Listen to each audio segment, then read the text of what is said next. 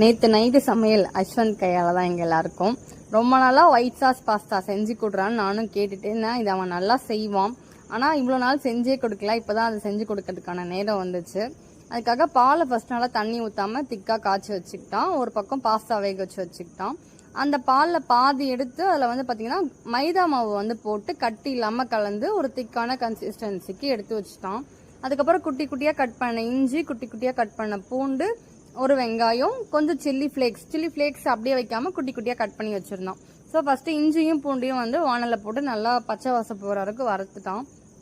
வதக்கிட்டு அது கூட வந்து வெங்காயம் ஆட் பண்ணிக்கிட்டான். வெங்காயமும் ஒரு கலர் மாறுற அளவுக்கு வதங்கினதுக்கப்புறம் சில்லி ஃப்ளேக்ஸ் வந்து நம்ம அரைச்சி போடுவோம் இல்லையா, இவன் வந்து பாப்பாலாம் சாப்பிடணுன்றதுக்காக குட்டி குட்டியாக கட் பண்ணி போட்டுட்டு உப்பு போட்டு நல்லா வதக்கிட்டு இருந்தான்.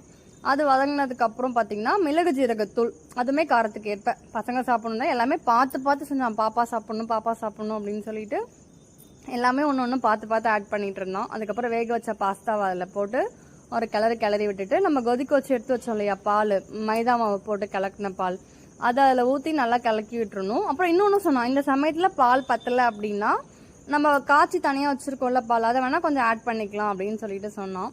அதுக்கப்புறம் 2 சீஸ் ஸ்லைஸை வந்து பிச்சு போட்டு அந்த மெல்ட் ஆனதும் நல்லா கலந்து விட்டுட்டு கொத்தமல்லி இருந்தால் கொத்தமல்லி போட்டுக்கலாம், இல்லைனா அப்படியே விட்டுடலாம். அப்படின்னா எக்ஸ்ட்ரா என்ன வேணா கேப்சிகம் இருந்தால் கேப்சிகம் ஆட் பண்ணிக்கலாம் அப்படின்னு சொன்னோம். என்னதான் நம்ம சமைச்சாலும் பசங்க கையில் சாப்பிட்ற சுகமே தனி தான் இல்லை.